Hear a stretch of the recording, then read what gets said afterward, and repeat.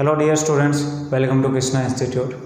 सो last part में हमने जो डिस्कशन किया था, we are discussing about chapter 3 nationalism in India, and in first part we had already discussed about the beginning like impact of first world war, Jallianwala Bagh massacre, Rowlatt act.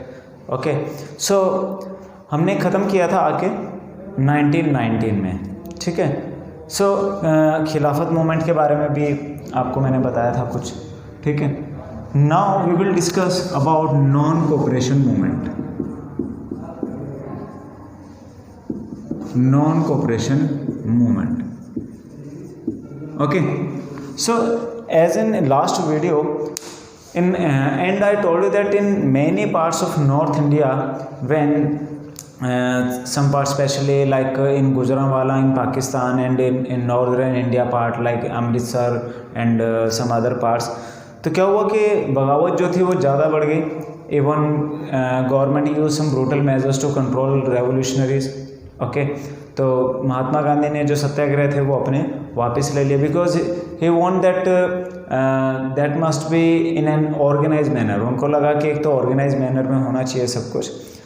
So and खिलाफत में उन्होंने एक चीज़ और भी ये note किया कि जब तक हिंदू मुस्लिम क्लोज नहीं आएंगे तब तक क्या होगा कि हम एक नेशन वाइड एनवायरनमेंट क्रिएट करने में कहीं ना कहीं कमी रहेगी।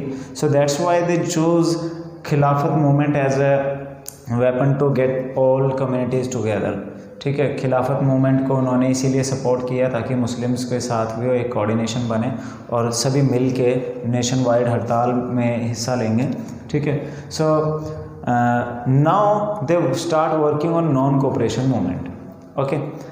So as you know, in his famous book in 1909 Hind Swaraj, 1909 में महात्मा गांधी जी ने एक बुक लिखी थी जिसका नाम था Hind Swaraj. In Hind Swaraj Mahatma Gandhi ji declared that the British rule has established by the support of Indians. तो उन्होंने ये क्लियरली लिखा था कि जो, और ऑब्वियसली किसी भी जगह रूल बनेगा तो लोकल लोग कहीं ना कहीं उसमें इंक्लूड रहते ही हैं। तो ब्रिटिश रूल इस्टेब्लिश्ड होने में कहीं ना कहीं इंडियन लोगों का सपोर्ट उनके पास था। कुछ लोग थे जिन्होंने ब्रिटिशर्स को सपोर्ट दिया, रास्ते दिखाए, और इसी वजह से वो रूल बनाने में कामयाब हो गए। So and he announced that if Indians refuse to cooperate, then British rule will collapse within a year। भाई अगर हम लोग उनका सपोर्ट नहीं करेंगे तो बहुत जल्दी ब्रिटिश रूल जो होगा वो कोलैप्स हो जाएगा, ख़त्म हो जाएगा।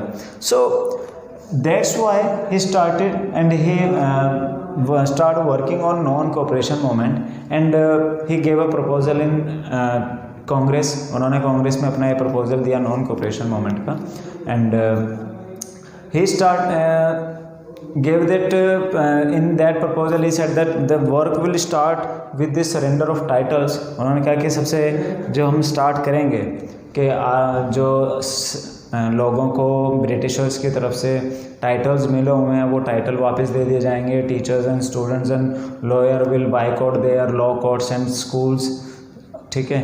And there are many activities in economical field like foreign goods and foreign cloth will be boycotted. तो इस तरह के कुछ मेजर्स जो थे वो महात्मा गांधी ने सोच के रखे थे कि इस तरह से अनफोल्ड रहेगा। So to get support, to mobilize the support, Shaukat Ali and Mahatma Gandhi ji toured extensively in India. उन्होंने इंडिया में बहुत सारी जगहों पे टूर करना स्टार्ट कर दिया, लोगों से मिलना स्टार्ट किया और लोगों को मूवमेंट के लिए उन्होंने मनाने के लिए, पॉपुलर सपोर्ट अपना इकट्ठा करने के लिए उन्होंने वर्किंग स्टार्ट कर दिया। And but there is some tussle in Congress party, within the Congress party there were some confusion.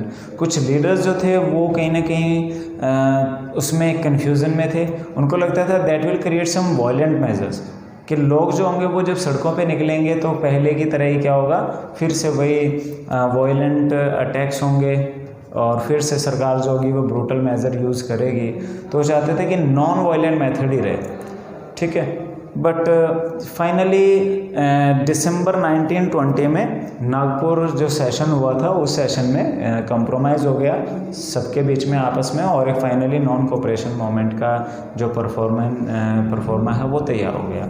सो इन जनवरी 1920, देखो यहाँ पे क्या है, सेशन कौन सा है, 1920 दिसंबर, and that session was in Nagpur, Nagpur में वो सेशन था 1920 दिसंबर में, जिसमें फाइनली कंप्रोमाइज़ हो गया कांग्रेस लीडर्स के बीच में एंड अदर लीडर्स के बीच में नॉन कोऑपरेशन मूवमेंट पे वर्किंग के लिए। ठीक है, जनवरी 1921 से नॉन कोऑपरेशन मूवमेंट जो है वो स्टार्ट हो गया। ठीक है, तो अभी जो उसकी अनफोल्डिंग थी उस पर वर्किंग स्टार्ट हो गया।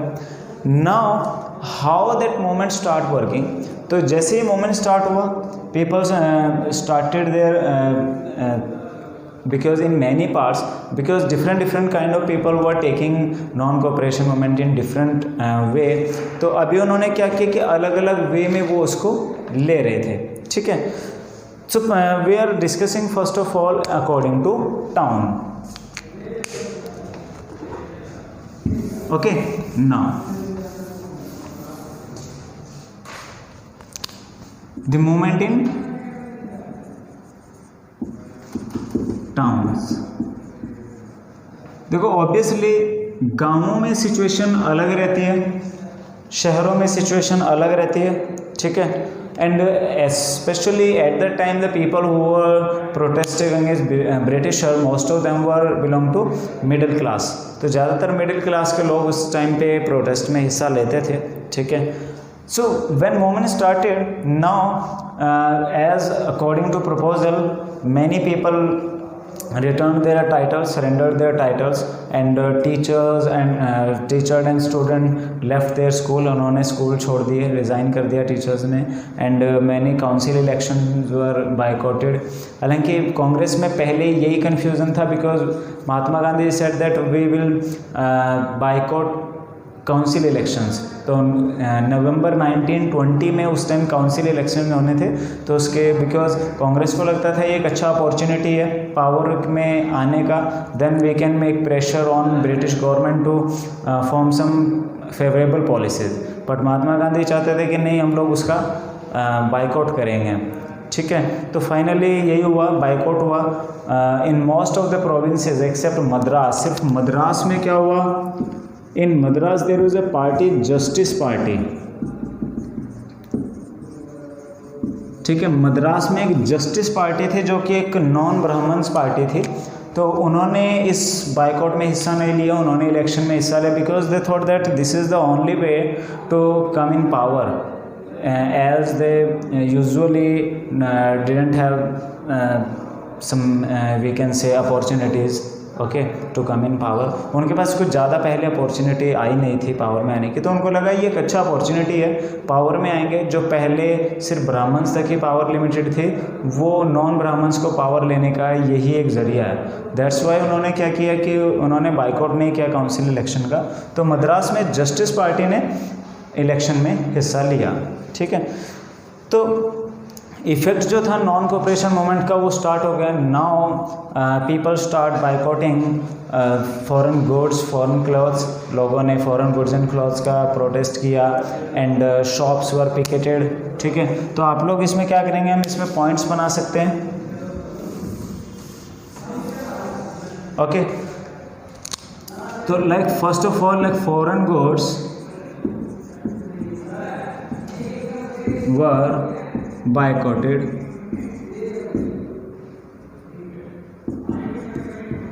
ठीक है, क्या हुआ, foreign goods and foreign clothes were boycotted and foreign goods shops were picketed.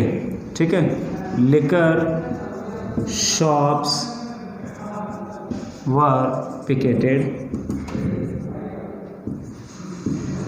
Picketed का मतलब क्या होता है, पिकेटिंग बोलते हैं जब कोई शॉप है या कोई ऐसा जगह है जहाँ पे लोगों को जाने से रोकने के लिए लोग आगे एक लाइन में खड़े हो जाते हैं, एक दूसरे से हाथ पकड़ पकड़ के इस तरह से खड़े हो जाते हैं ताकि वो कोई अंदर ना जा सके। सो एट दैट टाइम जो लेकर शराब की दुकानें थी या विदेशी चीज़ों की दुकानें थी, उनके सामने जो रेवोल्यूशनरीज थे, क्रांतिकारी थे, वो लाइन बना बना के खड़े हो गए ताकि वहाँ पे कोई जा नहीं सके।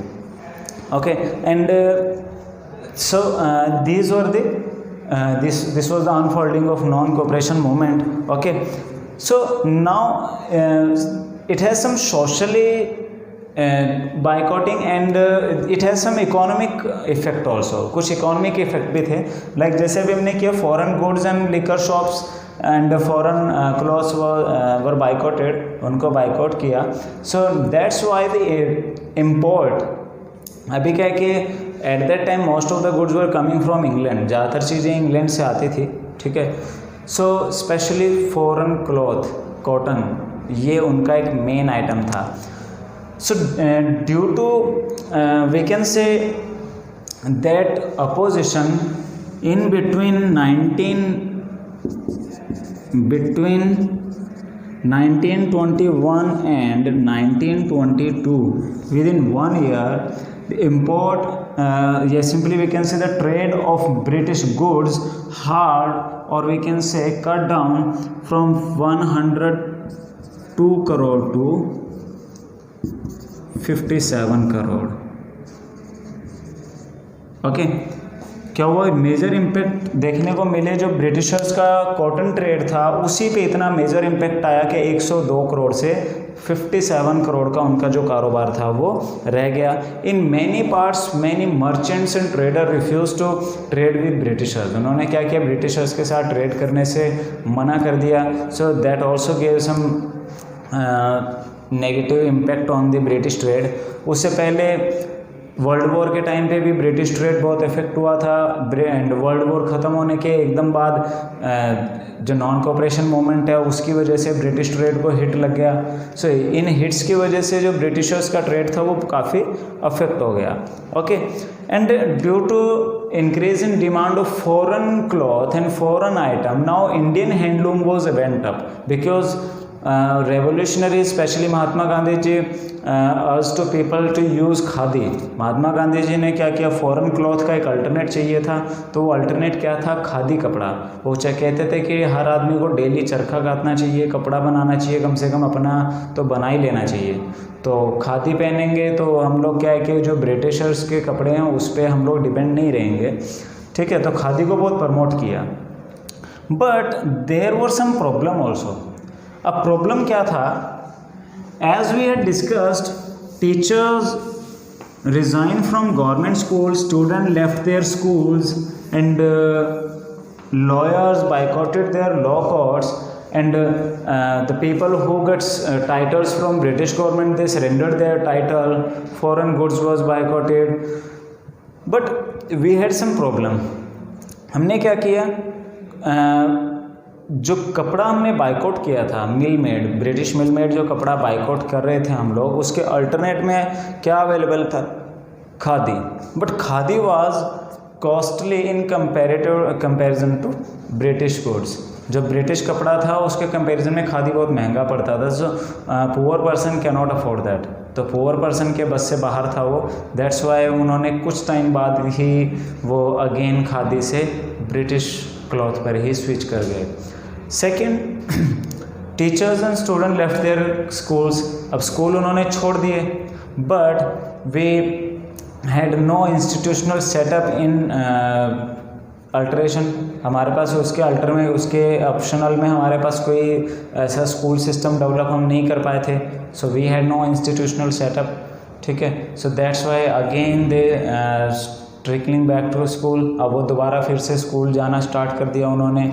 लॉयर्स, अब उनके पास भी उन्होंने लॉ कोर्ट का पहले तो बॉयकॉट किया, बट उनके पास भी अब कुछ करने को नहीं बचा क्योंकि कोर्ट्स तो टोटली ब्रिटिश गवर्नमेंट के अंडर ही आते थे. तो उन्होंने भी अगेन वापसी जाना शुरू कर दिया. ठीक है. तो इसी वजह से क्या हुआ कि हम जो पहले हमें सक्सेस मिला था वो कहीं ना कहीं बैक हो गया था. उसके बाद आता है रिबेलियन इन कंट्री साइड. ये to अभी हमने बात किया, the movement is in town. अभी हम सेकेंड करते हैं, the movement in countryside. Countryside mean villages में क्या सिचुएशन रहा. ओके. So as I told you that situation in cities and situation in villages are very different. बिल्कुल अलग अलग सिचुएशन है. अब सिचुएशन होता क्या था, at the time of world war many people were forcefully recruited for army. Army में बड़े ज़बरदस्ती लेके जाया जाता था. ठीक है. And in many forest areas people were restricted to enter into forest. गाँवों में या जो ट्राइबल एरियाज़ थे वहाँ पे लोगों को जंगलों में जाने से मना किया गया था, बिकॉज ब्रिटिशर्स ने जो फॉरेस्ट थे उनको अपने कंट्रोल में ले लिया, they reserved many forest. Okay, so now in villages they were developing their idea of Swaraj they interpreted their idea of Swaraj in their own way। उन्होंने अपने ही अंदाज में स्वराज का जो मीनिंग था वो निकाल लिया। अब हुआ क्या, there was a person Baba Ramchandra. Baba Ramchandra सन्यासी, he was a person in Awadh. ये कहाँ थे, अवध में। एंड उससे पहले ये as an indenture labour Fiji में काम कर चुके थे। ठीक है, ब्रिटिशर्स जो थे, क्योंकि ब्रिटिश कॉलोनीज़ इंडिया के अलावा और भी बहुत सारी थी। ठीक है, बहुत सारी जगह पे इंग्लैंड का कब्जा रहता था, तो इंडिया में से बहुत सारे लोगों को वहाँ पे काम पे ले जाया जाता था, जो कि एक कॉन्ट्रैक्टेड लेबर होते थे, उसको हम बोलते थे इंडेंचर लेबर। तो बाबा रामचंद्र जो सन्यासी थे वो फिजी में एज एन इंडेंचर लेबर काम कर चुके थे। ठीक है, so here the movement was against taluqdar and landlords. तो यहाँ पे जो मूवमेंट था वो किसके अगेंस्ट था, वो लैंडलॉर्ड्स एंड तालुकदार्स के अगेंस्ट था, because most of the land was in the under the control of Talukdar and landlords. ज़्यादातर जो ज़मीन थी वो ज़मींदारों के कब्जे में ही थी। ओके, एंड जिन लोगों को एज अ टेनेंट रखा जाता था या जिनको रेंट पे ज़मीन देते थे, so they had no fix tenure. उसको कोई ऐसा फिक्स टेन्योर नहीं था कि आपको इतने साल के लिए पट्टे पे दी जा रही है, तो वो कभी भी उस ज़मीन को पट्टा कैंसिल करके वापस ले लेते थे, ताकि वो कल को उसका मालिक ना बन जाए, वो उस पर दावा ना करने लगे। Okay, so this thing created an problems in the life of peasants. किसानों की ज़िंदगी में ये एक बहुत बड़ी प्रॉब्लम थी। ठीक है, so specially now pageants demanded for reduction in revenue. ठीक है, क्योंकि मोस्ट ऑफ द टाइम एक तो क्या करना होता था, they have to do begar on the field of landlord. उनको जो ज़मींदार के खेत थे वहाँ बेगार करनी पड़ती थी। बेगार का मीनिंग होता है doing something free of cost, बिना किसी पैसे के कोई काम करना। तो पहले क्या होता था, जो गांव में लोग रहते थे उनको वहाँ उस गांव के लैंडलॉर्ड की ज़मीन पे फ्री काम करना पड़ता था कुछ आवर्स के लिए। ठीक है, पर या फिर कुछ ज़मीन जो होती थी वो किराए पे दी होती थी, उसने रेंट पे दी होती थी। ठीक है, तो वहाँ से भी उसको किराया मिलता था।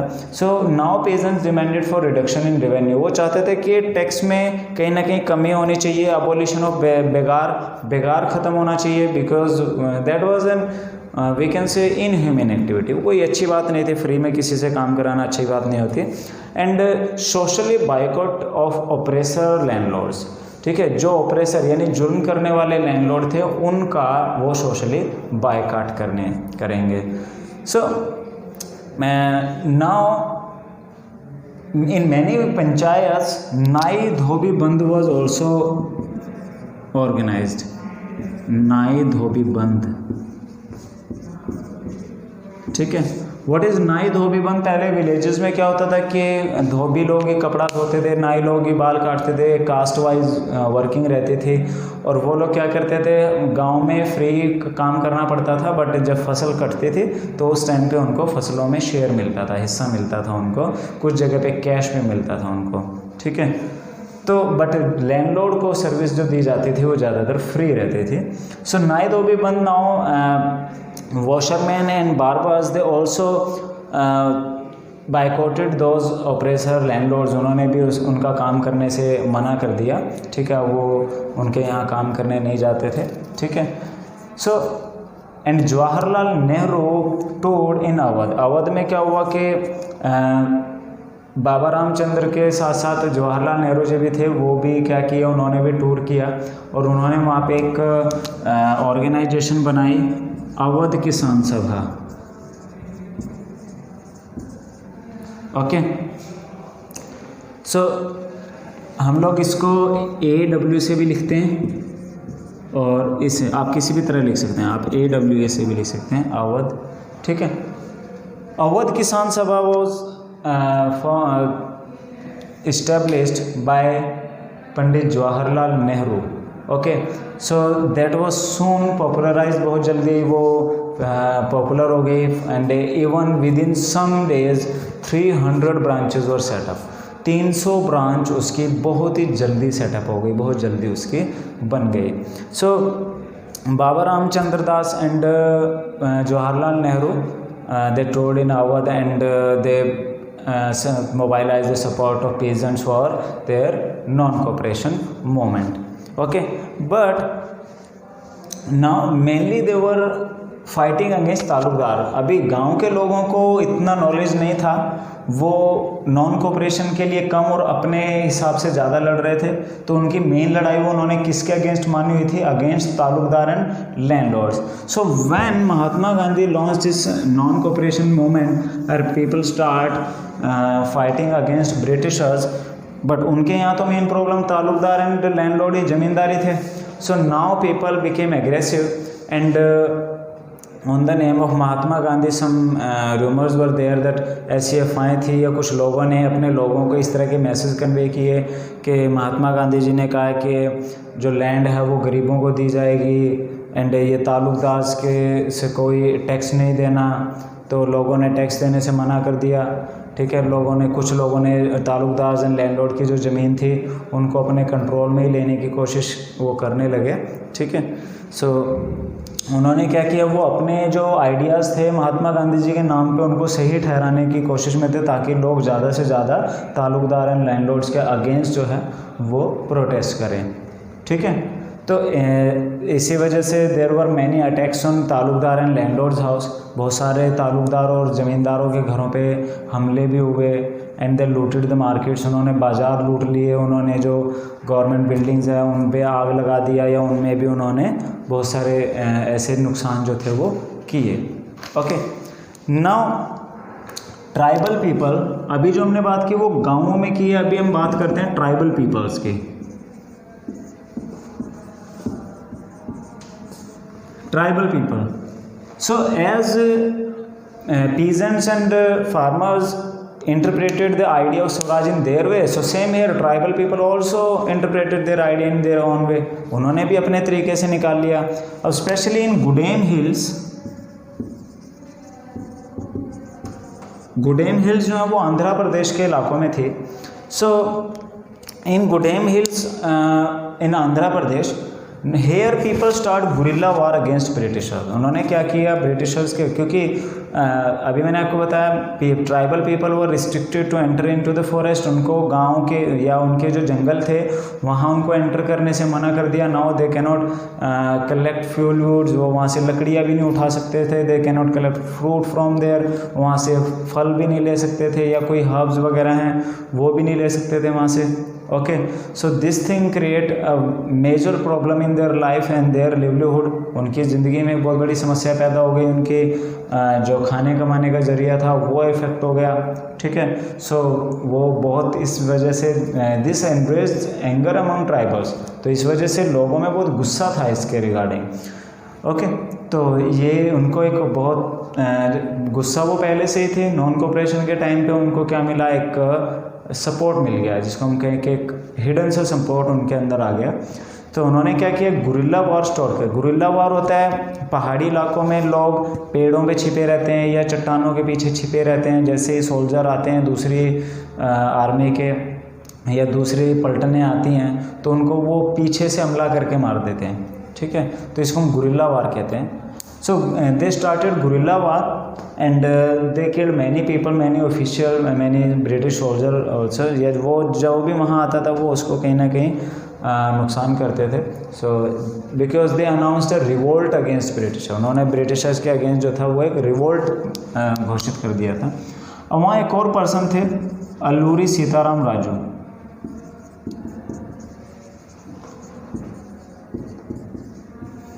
So Alluri Sitaram Raju, he was a person and he announced that he has a variety of natural powers। भाई उसके पास कुछ ऐसी पावर्स हैं, वंडरफुल पावर्स हैं। And he conveyed his follower that he can make astrological forecast. उसने कहा कि भाई मैं भविष्यवाणियाँ कर सकता हूँ। And even bullets also, bullets can not kill me, भाई मेरे को इवन गोलियां भी नहीं मार सकती। Okay, so that's why people call him incarnation of god. लोगों ने उसको क्या किया, भगवान का एक अवतार मान लिया, क्योंकि उसने अपनी जो शक्तियाँ बताई थी, जब भी मैं गोलियाँ मेरा कुछ नहीं बिगाड़ सकती, या मैं बहुत सटीक भविष्यवाणियाँ कर सकता हूँ, तो लोग जो थे बहुत जल्दी उसके सपोर्ट में आ गए, उसको भगवान का एक अवतार मानने लगे। सो उसने he conveyed to people that you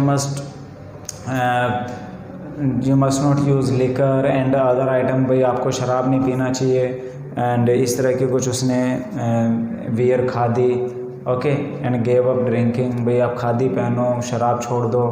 but इस मामले में वो महात्मा गांधी का सपोर्टर था, because he supported non cooperation movement and even he bring the idea of non cooperation movement. उसने वो आइडिया भी लेके आया और वहाँ लोगों को फॉलो करने के लिए उसने बोला।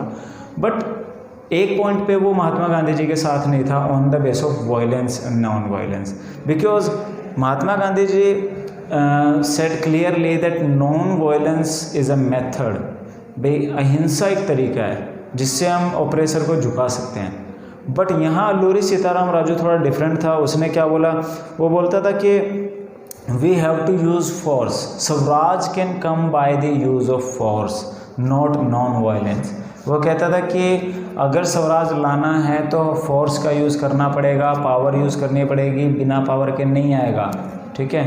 तो इसीलिए बहुत उसने भी गुरिल्ला वॉर को काफ़ी सपोर्ट किया। बहुत सारे पुलिस स्टेशन जो थे वहाँ वो जला दिए, बहुत सारे इलाकों में उन्होंने अपने वायलेंट अटैक किए। सो इन 1924 Alluri Sitaram Raju was arrested and executed. उसको पकड़ लिया ब्रिटिश आर्मी ने, पुलिस ने, और उसको फांसी की सज़ा दे दी गई थी। ओके, तो ये जो अभी हमने किया the movement is in country side, तो उसमें हमने गाँवों के बारे में किया। Second, tribal people, how tribal people behave. Third हम करते हैं plantation workers. So now Swaraj in plantation worker, simply we can say the role of plantation worker in non-cooperation movement. So especially everybody was interpreting their idea of Swaraj in their own way. So plantation worker also interpreting that idea in their own way. उन्होंने भी अपने अंदाज से उसका meaning निकाल लिया, because and they interpreted as to move freely from one place to another place. वो कहते थे कि स्वराज क्या है, फ्रीडम, ठीक है, फ्रीडम टू गो एनीवेयर, कहीं भी आने जाने की आज़ादी, ठीक है, and even they can go their homes, वो अपने घर वापस जा सकते हैं। Because the plantation worker who were working in Assam and other part, Assam और जो आसपास के इलाकों में स्पेशली चाय के जो बागान थे, वहाँ पे जो मज़दूर काम करते थे उनके एक कॉन्ट्रैक्ट के तहत वहाँ रखा जाता था। उस कॉन्ट्रैक्ट में बहुत स्ट्रिक्ट कंडीशंस रहती थी। Even they cannot leave the job, वो जॉब नहीं छोड़ सकते, वो जा नहीं सकते विदाउट परमिशन, वो कहीं जा नहीं सकते, कहीं आने जाने की परमिशन भी उनको रेयरली ही मिलती थी, ठीक है, यूजुअली ना के बराबर ही। Because under the inland immigration act of 1859, ये 1 मार्क में क्वेश्चन आता है,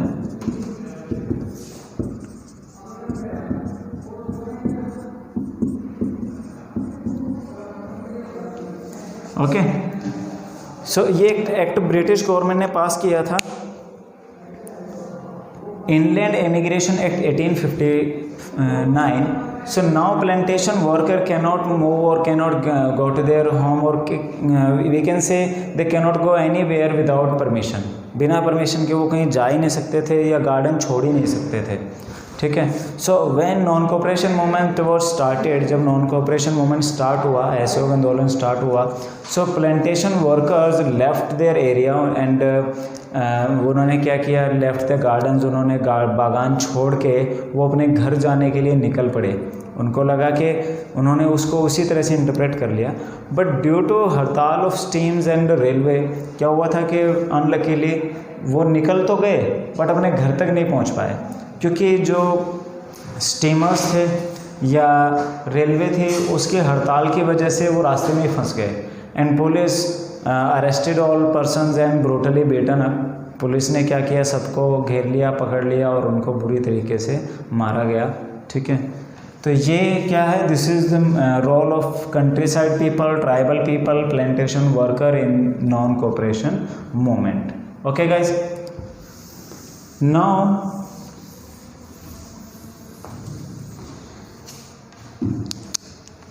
सो आफ्टर दिस एक्टिविटीज़ अब क्या हो गया, मोमेंट अपने लेवल पे चल रहा था। 1921 पूरा मूवमेंट का टाइम था, अलग अलग जगह अलग अलग सिनेरियो चल रहे थे। बट इन 1922 जो स्टोरी थी, कहानी थी, कुछ बदल चुकी थी। ठीक है, in many parts, specially in countryside, गाँव के एरियाज़ में, इन ट्राइबल एरियाज़, जो ट्राइबल एरियाज़ थे, जनजातीय इलाके, जंगलों में जो लोग रहते थे, plantation workers, even in some cities, कुछ शहरों में भी क्या हुआ, जो वायलेंस था वो इंक्रीज़ हो गया, बढ़ गया। बिकॉज जैसे जैसे प्रोटेस्ट होता, ब्रिटिश पुलिस बहुत ब्रूटली उसको रिप्रेस करने की कोशिश करती, इससे लोग रिटेलिएट करते और वो एक वायलेंट मेजर में आ जाता। So even Congress leaders were not in favour in these kind of actions. वो कांग्रेस लीडर खुद इसके पक्ष में नहीं थे, और and they didn't define non cooperation movement in that way. उन्होंने उसको इस वे में भी नहीं कहा था कि इस तरह के मेजर्स हम लोग यूज़ करेंगे। ठीक है, बिकॉज बहुत सारे जो सफर लोग थे, जो कहीं ना कहीं फंसे थे या कहीं ना कहीं ब्रिटिशर्स के अगेंस्ट थे, उन्होंने महात्मा गांधी के नाम पर एक स्वतंत्र भारत का एक जो विज़न लिया था। ठीक है, so they working for their vision, but may be सबका विज़न अलग अलग था। ठीक है, विलेजेस में अलग सिनेरियो है, शहरों में अलग सिनेरियो है, प्लांटेशन वर्कर अलग तरीके से, but everybody was following Mahatma Gandhi. सब महात्मा गांधी के नॉन कोऑपरेशन मूवमेंट को ही फॉलो कर रहे थे। So when they call Mahatma Gandhi और स्वतंत्र भारत, so it means they are on the same platform, यानी कि वो कहीं ना कहीं एक ही लेवल पे हैं। ठीक है, वो कहीं ना कहीं एक ही आइडियोलॉजी को फॉलो कर रहे थे। बट हुआ क्या, ऑन 5 Feb 1922, 5 फरवरी 1922 को चौरी चौरा मैसेकर हो गया। बिकॉज हुआ क्या, at Chauri Chaura is a place in Gorakhpur in Uttar Pradesh में गोरखपुर ज़िले में एक जगह है चौरी चौरा। तो चौरी चौरा में क्या हुआ, peaceful procession, a peaceful demonstration turned into a violent mob। तो एक बिल्कुल शांति से जुलूस चल रहा था लोगों का, पुलिस ने वहाँ कुछ अपनी तरफ से एक्शन किया, तो क्या हुआ, बहुत जल्दी वो एक वायलेंट मेजर में आ गए। उन्होंने वहाँ पहले कहीं ना कहीं पथराव किया, फिर उन्होंने थाने में आग लगा दी। तो उस घटना में क्या हुआ था, in that even 22 policeman were killed, 22 police के जो लोग थे वो मारे गए थे।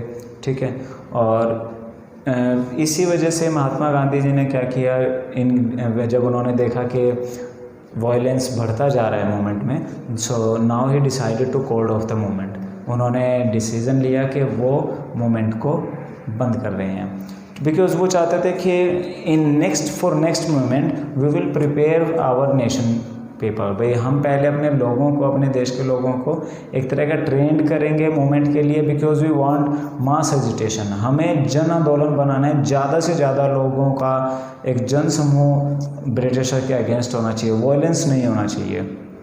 ओके, उनको ये लगता था कि जब वायलेंस के बिना काम चल सकता है, that is the best way. Okay, तो ये था नॉन कोऑपरेशन मूवमेंट, उसके all kind, in especially the condition that happened in town, in countryside and other farm. Okay, so I hope you got these points. Okay guys, thank you.